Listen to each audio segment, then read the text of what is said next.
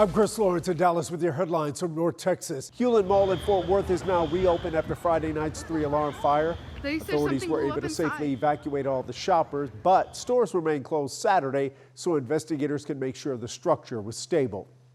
Officials think roof repairs may have sparked a fire, but the exact cause still under investigation. Governor Abbott just announced that he's requesting federal assistance for an apartment fire in Fort Worth. The 6-alarm fire broke out last week, and for the first time Monday, some residents got to come back and see what's left.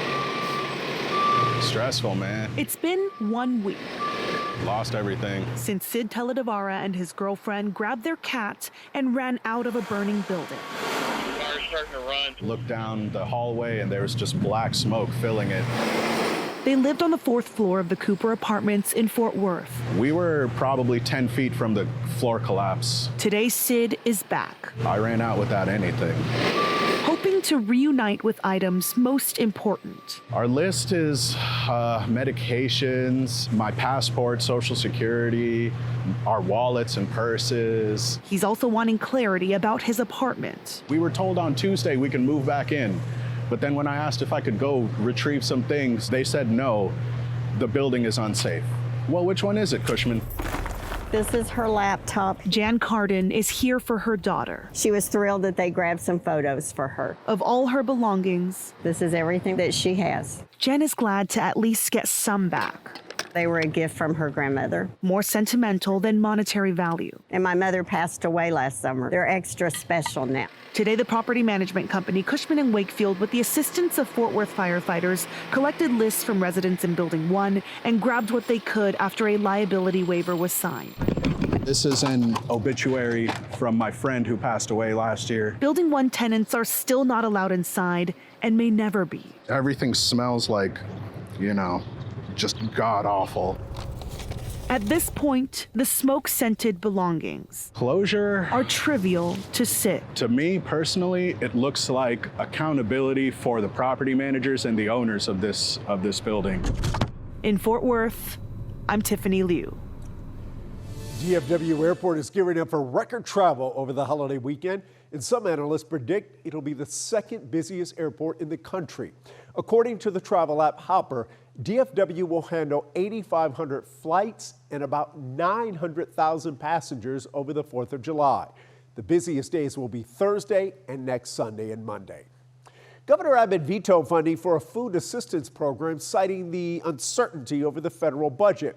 Summer EBT helps families put food on the table when school's out.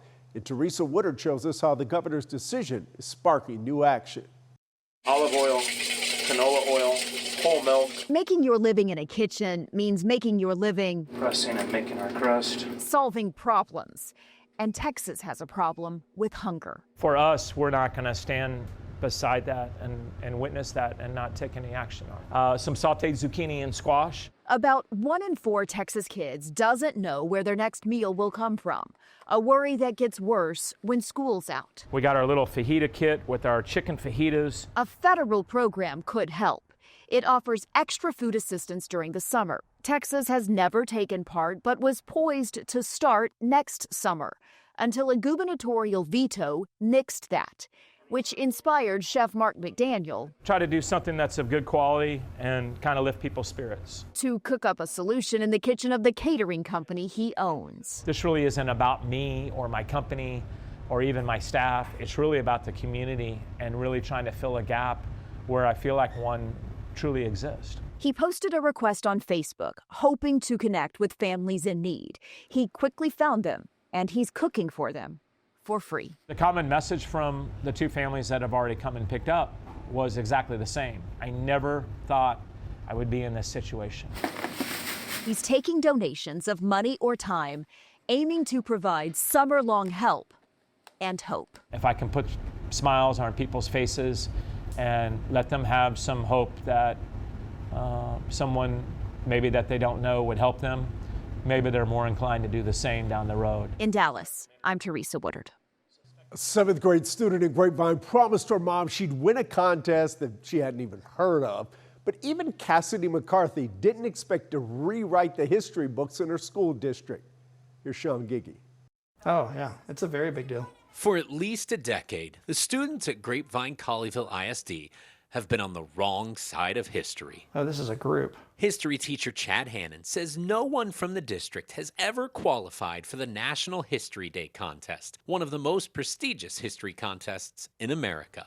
No student has ever made it. And when he explained that to this year's class, one student made a bold prediction. I went in my mom's room and said, "Mom, I'm gonna win. I'm gonna go to nationals and win."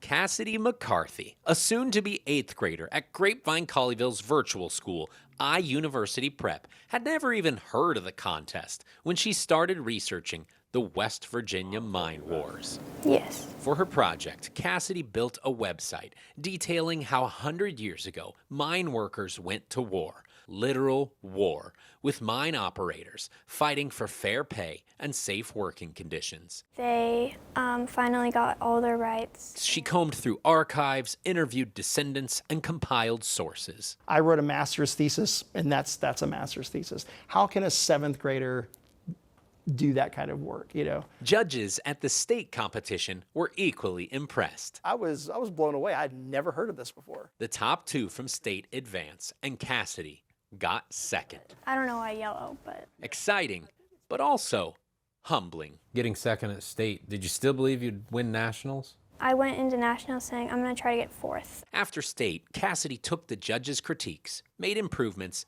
and hoped for the best. Happy History Day, everybody! But at nationals, the announcement came, and Cassidy didn't win 4th place. Coming in first, She won Cassidy McCarthy.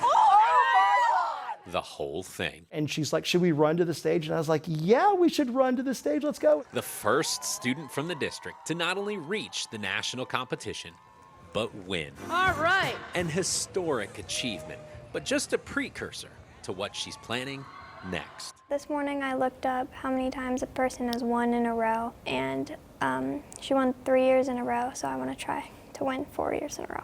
If history is any indication, her future is bright. If there's anybody that can do it, it's Cassidy. In Grapevine, I'm Sean Giggy. Yeah, I mean, just based on what she's done so far, there's no reason to doubt her. And those are your headlines from North Texas.